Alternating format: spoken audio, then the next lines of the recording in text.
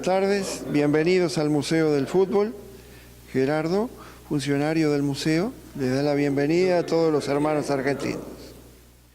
Esta es la primera sala de la primera ciudad donde Uruguay ganó medalla de oro olímpica, en París, 1924, aunque en realidad a Uruguay le tocó jugar en una ciudad cerca de París, Colombes, que una de las tribunas lleva el nombre de esa ciudad. Usted está enfocando aquí la camiseta de Ángel Romano, fue el primer jugador uruguayo que jugó por dos selecciones, por Uruguay y por Argentina. Era un sistema amateur, se podía jugar por más de una, ahora estamos en un régimen profesional, si se juega por una sola ya no se puede cambiar. Además, él fue el jugador uruguayo que tuvo más Copas de América ganadas en su haber, las 6 primeras Copas de América que Uruguay ganó a principios del siglo XX, Ángel Romano estuvo presente en todas. Después aquí tenemos las banderas, que son tan antiguas y son auténticas, tienen más de 90 años. Justamente el año que viene se van a cumplir 90 años de los Juegos Olímpicos de Ámsterdam.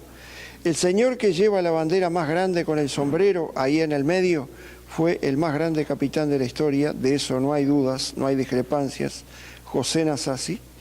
Y la bandera más chica que usted ve a su derecha, bandera y bastón olímpico, perteneció a Andrés Mazzali, que fue el arquero y a su vez entrenador físico de esa selección. Hay que acordarse que no había directores técnicos en aquella época. Los equipos los formaba el capitán y los jugadores más influyentes de cada plantel. Mazzali era un deportista muy completo, jugaba al fútbol en Nacional, jugaba al básquet en Olimpia y además era campeón sudamericano de atletismo. Por lo tanto, aparte de arquero, fue entrenador físico de esa selección del 24. Después tenemos a este señor que está con el ramo de flores, Héctor Escarone.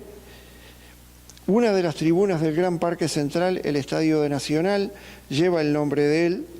Hasta el partido con Paraguay de las eliminatorias pasadas, Escarone tenía el título de goleador absoluto de la selección uruguaya. En realidad tendría que seguirlo teniendo porque tiene 52 goles, pero la FIFA le cuenta los goles en partidos de campeonato. Por lo tanto, para la FIFA, Escarone tiene nada más que 31 goles. Los goleadores actuales los conocemos: Luis Suárez tiene 49 goles, Edison Cavani tiene 40 goles. Ve la camiseta, ve los dos zapatos derechos de Escarone.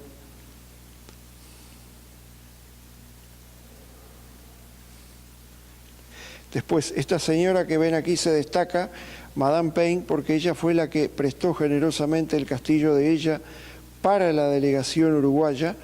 La Villa Olímpica no es ni sombra de la que conocemos ahora, era muy precaria, muy rudimentaria, los dirigentes buscaron algo más cómodo, más confortable. Ella era dueña de un castillo y lo prestó generosamente para la delegación uruguaya mientras duraron los Juegos Olímpicos.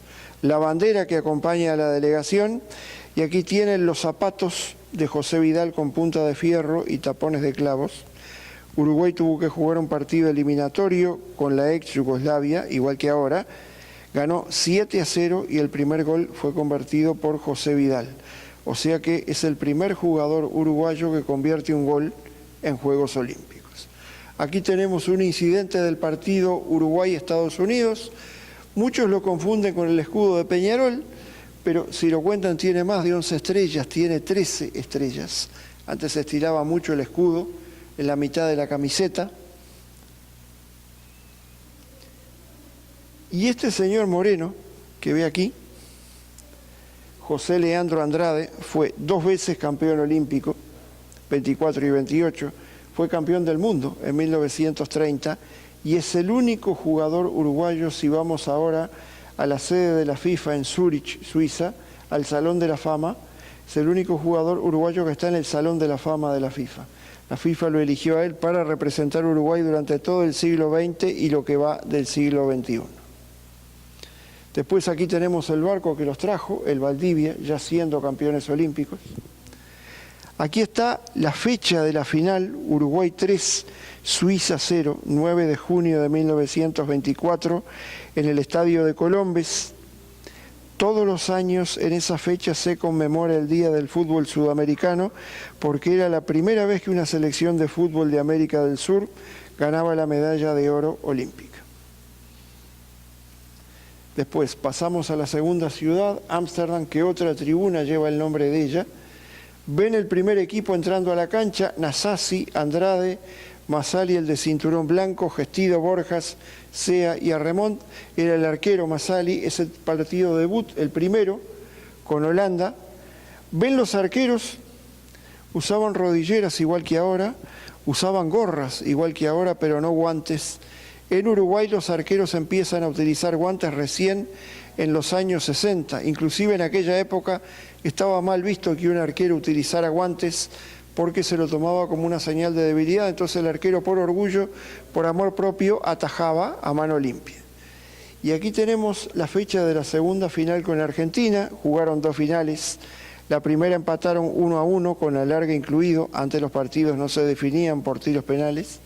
4 días más tarde jugaron la segunda final, 13 de junio, ganó Uruguay 2-1 y se ve la multitud en actitud expectativa porque no es como ahora, hoy tenemos celulares, tenemos tablets, tenemos computadoras. En aquel momento la única manera de enterarse de los resultados de los partidos cuando se jugaban en el exterior era ir a las redacciones de los diarios, de los periódicos.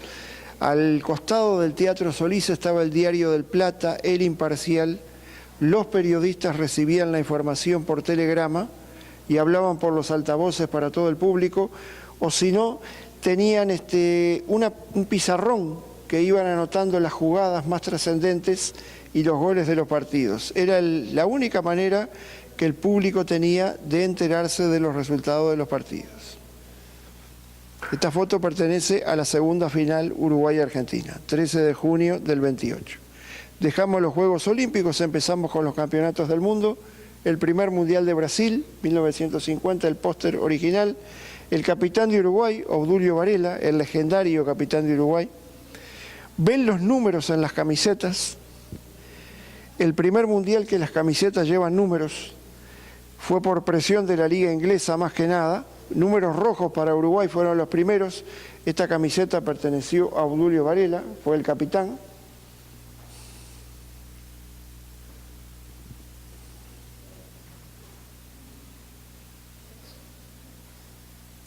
Después, aquí tenemos los 2 goles del partido con Brasil. El gol del empate, Schiaffino, iba ganando Brasil 1-0 y Uruguay empata con gol de Schiaffino. Y este es el segundo gol, el de la victoria, Alcides Edgardo Guilla. Este señor fue el último sobreviviente de la delegación, tanto uruguaya como brasileña.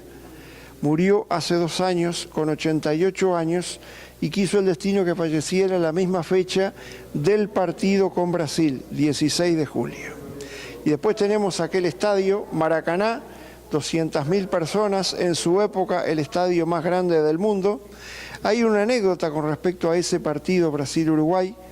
Antes de empezar el partido, el alcalde de Río de Janeiro dijo: el estadio va a ser pintado con los colores del equipo que resulte campeón.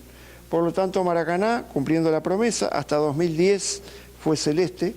En 2010 empieza la reforma para el Mundial 2014, termina en 2013. Lo pintan, por supuesto, con los colores de la bandera brasileña: verde, blanco, azul y amarillo.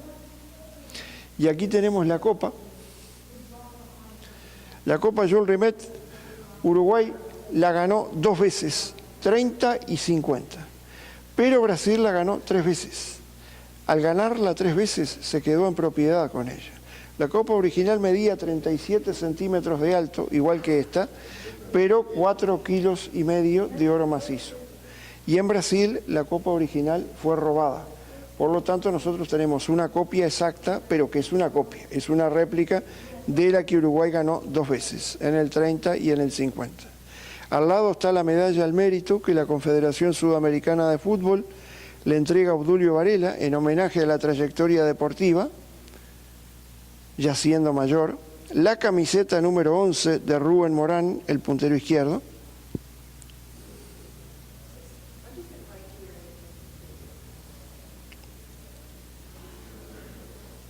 La caricatura de Alcides Edgardo Guilla, el último sobreviviente, el autor del gol de la victoria. Ese es un banderín que la Real Federación Española le entrega a Brasil en el Mundial del 50. Y aquí están las 13 selecciones que jugaron el Mundial de 1950.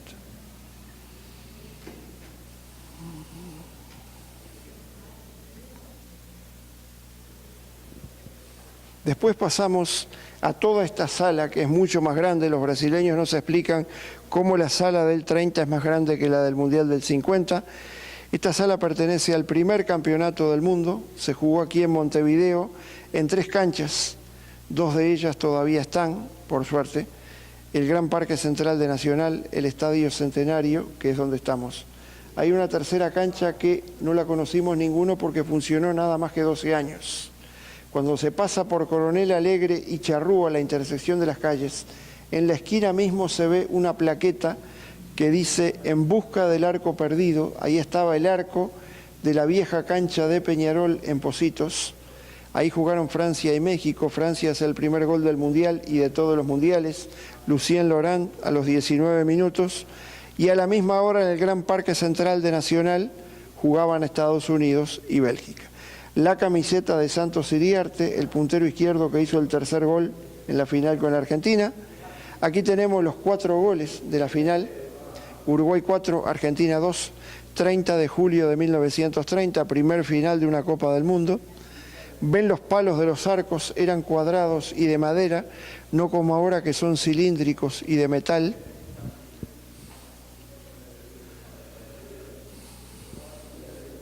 Bueno, y este señor, que no se le ha reconocido, no se le puede dejar de lado de ninguna manera, no se le ha reconocido el enorme mérito que tuvo el arquitecto ítalo-uruguayo Juan Antonio Scasso, fue el que proyectó este estadio en 8 meses, nada más que en 8 meses.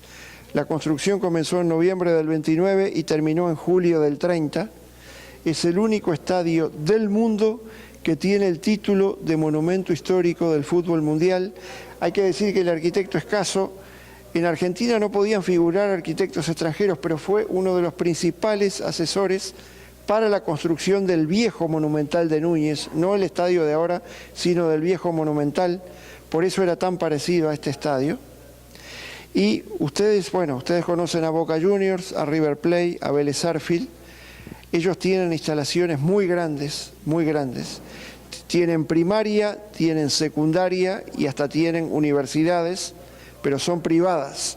El Estadio Centenario desde hace 76 años, desde el año 41, tiene la Escuela 100 aquí al lado, que es una escuela pública, es de los pocos estadios en el mundo que tiene una escuela pública dentro de las instalaciones. Aquí tenemos el desfile inaugural del Estadio Centenario. ¿Cuántas cosas se permitían que hoy la FIFA no las permite? La gente bordeando el campo de juego, eso hoy no se permite. En las escaleras tampoco se permite. Y en la tribuna detrás de los arcos hay 2 espacios vacíos que le llamamos taludes o populares. Eso hoy la FIFA lo anuló, lo inhabilitó, lo prohibió, no lo permite utilizar.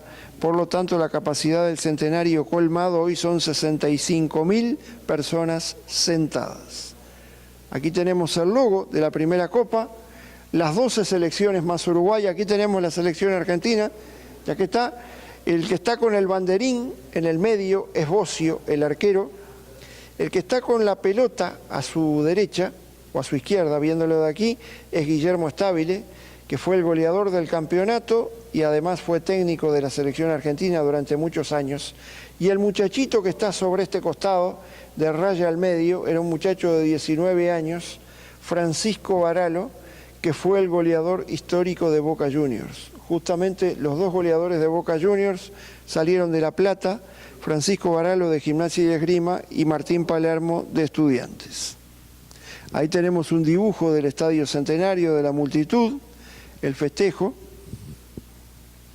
Y este señor que no tenía mano derecha, ahí se ve claramente que no tiene mano derecha, se llamaba Héctor Castro.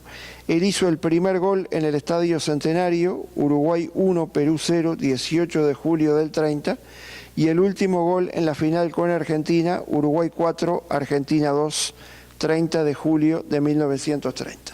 Aquí está la foto justamente del 4.º gol.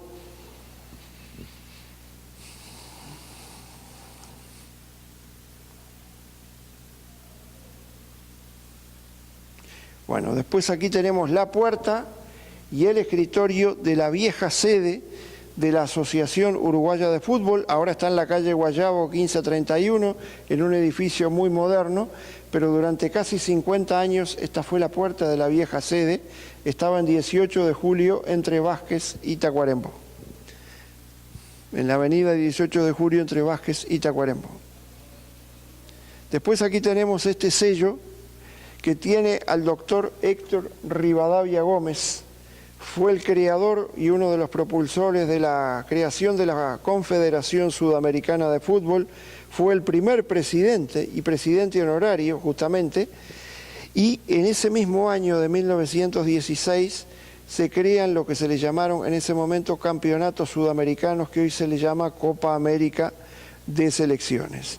Y aquí está Uruguay, campeón de la primera Copa América en 1916, que se jugó en Argentina justamente. Este es Uruguay, campeón de la primera Copa América en 1916, que se juega justamente en Argentina, en Buenos Aires. Bueno, y aquí tenemos lo referido justamente a Argentina. El equipo de Gimnasia y Esgrima de La Plata, para los hinchas del Lobo, del 62. Hay jugadores muy conocidos, Minoyán, los hermanos Bayo, Daniel y Diego Bayo, Alfredo Rojas, el tanque Rojas, Walter Daboine, el uruguayo. Después aquí tenemos los uruguayos que jugaron más partidos en Argentina. Jorge José González, Rosario Central y Vélez Sarsfield. Sergio Villar, San Lorenzo. Elvio Ricardo Pavoni, un prócer en Independiente. Guillermo Sanguinetti, el Topo, en Gimnasia y Esgrima de La Plata. Y Carlos Goyen en Independiente y Argentinos Juniors. Y aquí están los máximos goleadores: Enzo Francescoli y Antonio Alzamendi de River Plate, Sergio Martínez, el Manteca, en Boca Juniors, y Walter Gómez, también en River Plate. Bueno, aquí tenemos el mobiliario de la vieja sede de la Asociación Uruguaya de Fútbol. Está la puerta, el escritorio y el mobiliario de la antigua sede de la Asociación Uruguaya de Fútbol. La Copa Libertadores de América, los equipos de Nacional y Peñarol, la última vez que la ganaron la Copa Libertadores de América, 2 años seguidos, 87 y 88.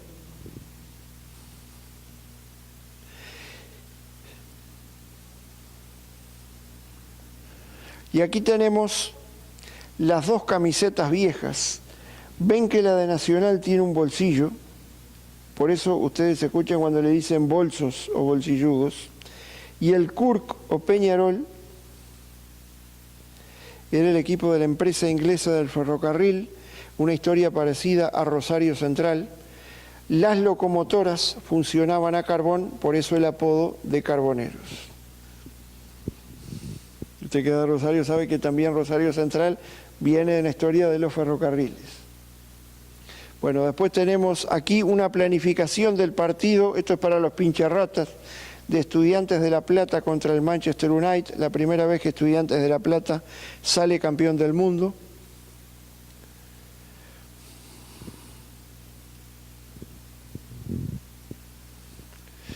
Uruguay campeón de América. Es la única selección extranjera hasta ahora que ha ganado la Copa América en Argentina 3 veces. En el 16, en el 87 y en 2011. Todos estos jugadores, casi todos jugaron en Argentina: Alzamendi, Independiente y River Plate; Matosas, Gustavo Matosas, en San Lorenzo y Racing; Pablo Bengoechea, Gimnasia y Esgrima de La Plata; Enzo Francescoli, el uruguayo más famoso, un prócer en River Plate; Alfonso Domínguez, José Luis Pinto Saldaña, José Perdomo, Gimnasia y Esgrima de La Plata; Nelson Gutiérrez en River Plate y Eduardo Pereira en Independiente. Después aquí tenemos distintos afiches de distintos campeonatos del mundo. Suecia 58, Italia 90, España 82, Argentina 78, el primer Mundial de Francia 38, el primer Mundial de Italia 34. Las 10 primeras copas que le entregan a Uruguay junto con la Copa América. Esta no es la Copa América, es la copa que se le entrega al ganador junto con la Copa América.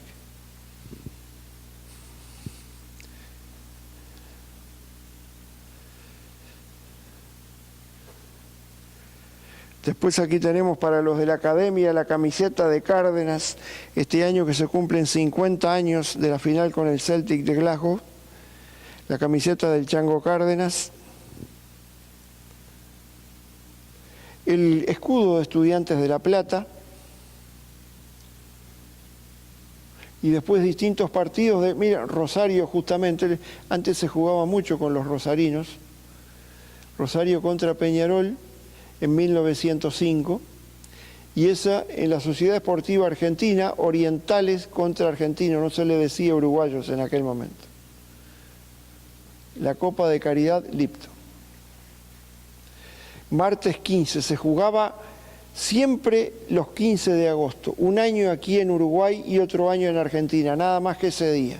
Un partido solo en cada país se jugaba, alternadamente.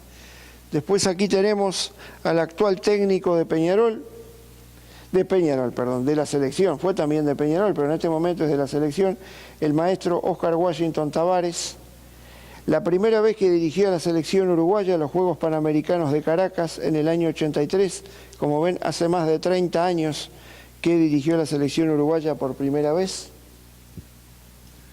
Y estos son los otros cuartos puestos que Uruguay ganó, aparte de Sudáfrica. Esta es la selección del Mundial de Suiza, 54, la pelota de la semifinal con Hungría, que para muchos fue la final anticipada.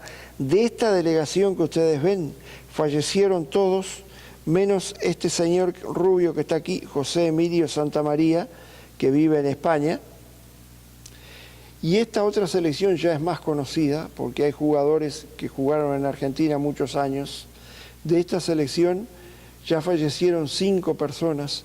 Cubilla, que jugó en River Plate argentino, Mazurkiewicz, Mujica, Ubiña y Rocha. Aquí está Roberto Matosas, que es el padre de Gustavo Matosas. Roberto Matosas también jugó en River Plate argentino. Y aquí está Julio Montero Castillo, que jugó en Independiente y es el padre de Paolo Montero, el actual técnico de Rosario Central. Bueno, seguimos. Aquí están las 15 selecciones de Uruguay campeonas de América. Y aquí están los campeones del mundo. Están las 2 selecciones de Argentina, campeonas del mundo. Está la del 78, está la del 86. Aquí tienen a las 2.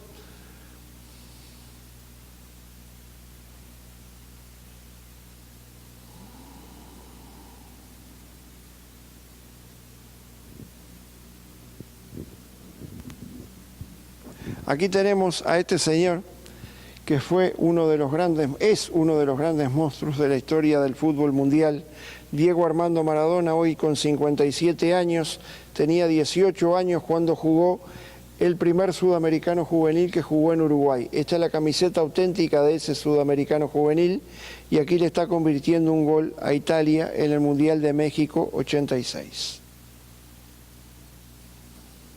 Después aquí tenemos un campeonato especial, se le llamó Copa de Oro o Mundialito, se jugó solamente entre campeones del mundo, con la excepción de Holanda, que tuvo que venir por Inglaterra. La final, como vemos, Uruguay-Argentina, las entradas de la final.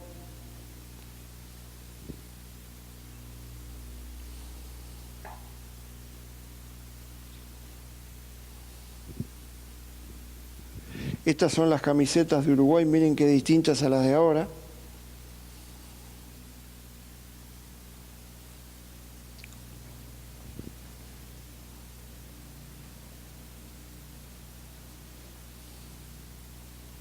Esta es la mascota de ese mundialito Charoná.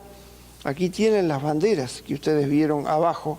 Alemania, Argentina, Brasil, Italia, Uruguay, todos campeones del mundo, menos esta, Holanda, que nunca fue campeón, que tuvo que venir por Inglaterra, que no le interesó venir. El equipo uruguayo campeón, las acreditaciones de prensa. Y estos son los demás equipos que jugaron el mundialito. Alemania, Argentina, Italia y Holanda.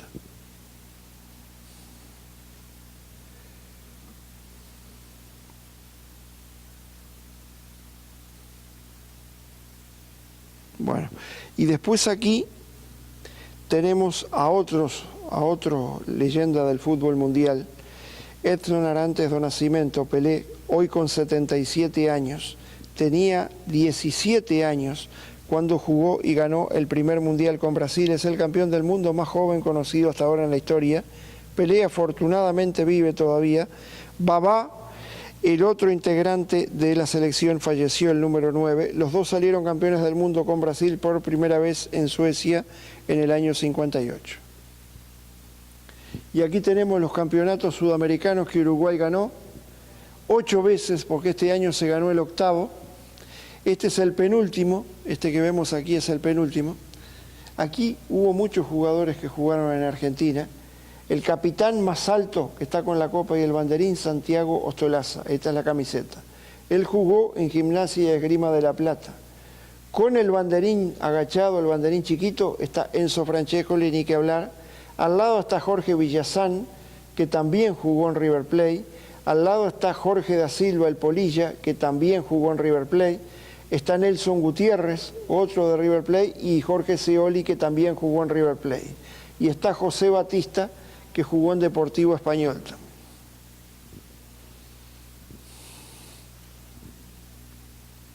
Y después aquí tenemos la construcción del estadio en 8 meses, de noviembre del 29 a julio del 30. Duró nada más que 8 meses la construcción del estadio a todo vapor para la Copa del Mundo. Y cuando salgamos a la tribuna vemos esto, que es la torre, el nombre completo es muy largo, por eso casi nunca se dice, es Torre de los Homenajes a los Campeones Olímpicos del 24 y del 28. Por eso le decimos Torre de los Homenajes solamente.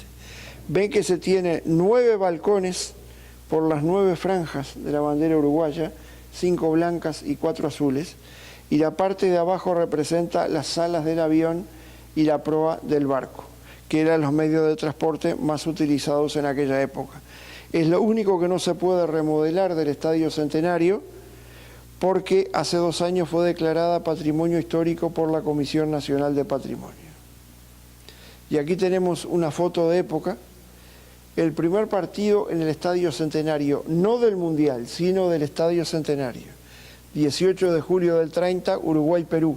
Ven la ciudad vacía por completo, no hay edificios de 20 pisos como vemos ahora. Estaba incompleto, ven que le faltaba el anillo superior a la tribuna Colombes, el anillo superior a la tribuna Ámsterdam. La cantidad de coches para la poca población que Uruguay tenía en ese momento, que si ahora tiene poca población, en aquel momento tenía menos. Lo único que estaba en aquel año que todavía está hoy es esto, que es la pista de atletismo. Y después aquí tenemos al actual presidente de la FIFA, el suizo-italiano Gianni Infantino, que nos hizo una visita el año pasado con motivo del partido Uruguay-Perú por las eliminatorias del Campeonato del Mundo. Y esto, que no tiene que ver con el fútbol, pero que es un equipo de rugby, el All Christian, que fue a jugar un partido amistoso a Chile, el avión se estrelló en la cordillera, estuvieron 70 días en la nieve, de 45 personas sobrevivieron nada más que 16. El héroe nacional nuestro, el general José Gervasio Artigas. Y esta es la primera Copa América, la que se jugó en Argentina en el año 16, que se iba a jugar en la cancha de Gimnasia y Esgrima de Buenos Aires, y como gran parte de la multitud quedó afuera, se incendiaron las tribunas, prendieron fuego las tribunas que eran de madera, hubo que postergar la final que se jugó al otro día en la cancha de Racing de Avellaneda.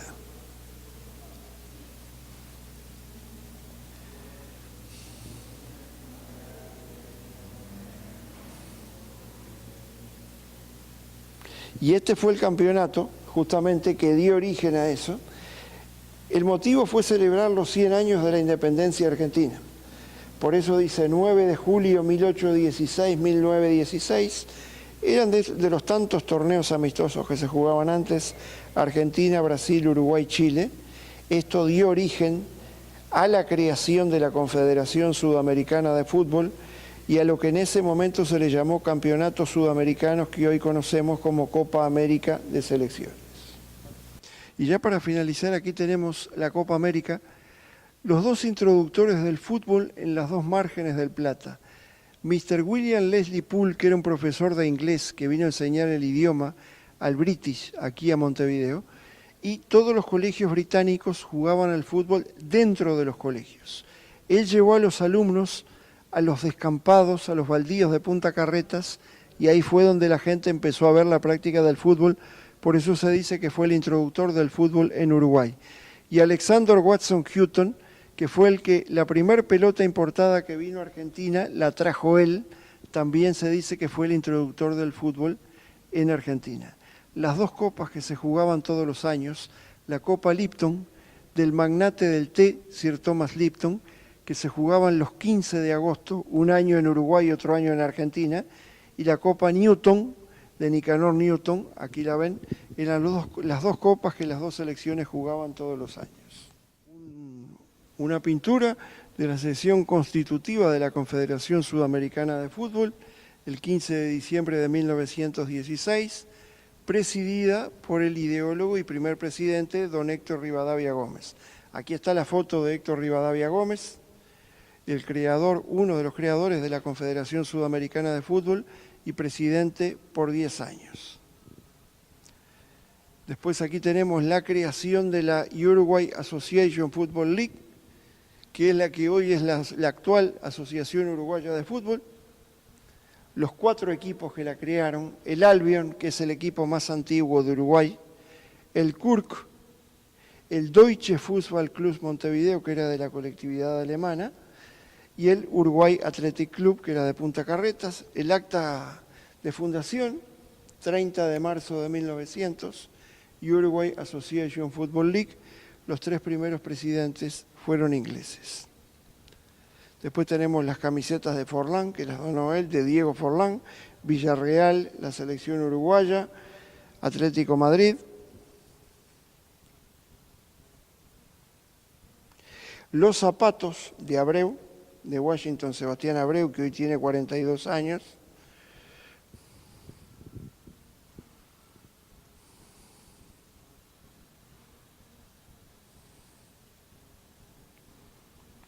Después, aquí están, todos estos diarios pertenecen a los Juegos Olímpicos del 28.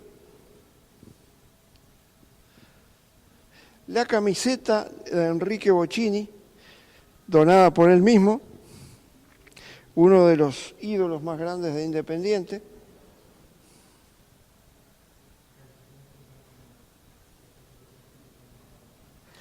Y aquí tenemos el Parque Pereira. Hasta el año 21 fue cancha de fútbol, ahí se jugó el Sudamericano del 17.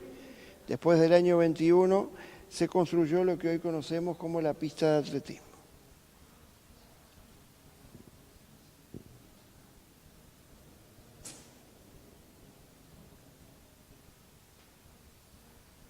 Bueno, y aquí tenemos distintas pinturas de Montevideo, que era muy parecida a Buenos Aires en aquel momento, los tranvías, las canchas de fútbol. Este sudamericano de 1959, que hubo muchos jugadores que jugaron en Argentina. Está Bladas Dousas, que jugó en Independiente.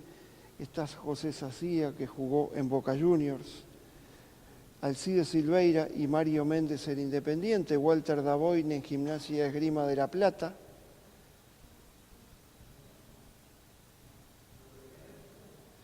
Está Juan Carlos Corazzo, que es el abuelo de Diego Forlán, es el padre de la madre, que jugó en Independiente en la famosa línea media Ferrú, Corazzo y Almiñana.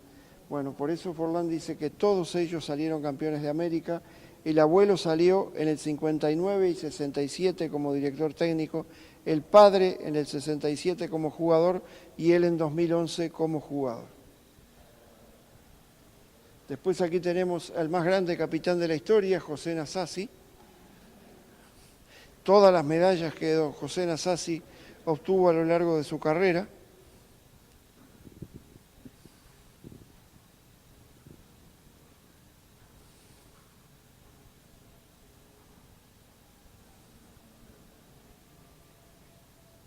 las dos camisetas, la de Nasazzi y la de Andrade, con las partidas de nacimiento.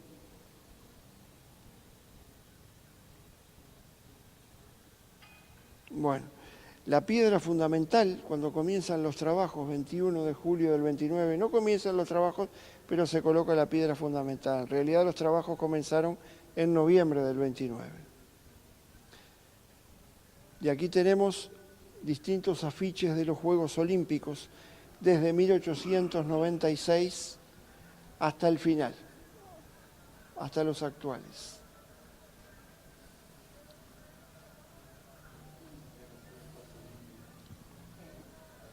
Los dos equipos de Uruguay de básquet que obtuvieron medallas de bronce en distintos Juegos Olímpicos, Helsinki 52, Melbourne 56. El rincón de los árbitros, ya que son tan insultados, bueno, por lo menos lo pusimos en un rincón para que no se sientan frustrados, los y las árbitros. Bueno, y ahora pasamos a la tribuna.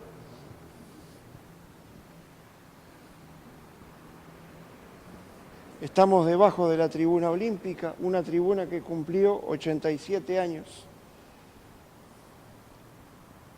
igual que todo el estadio.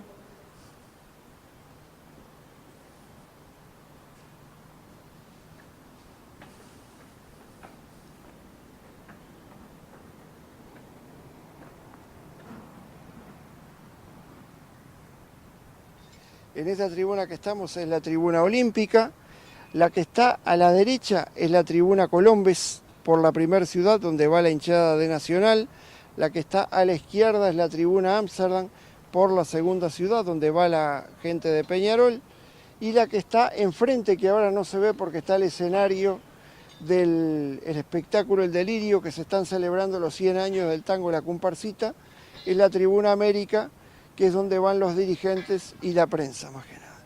Y se ve la torre que se construyó en homenaje a los campeones olímpicos del 24 y del 28.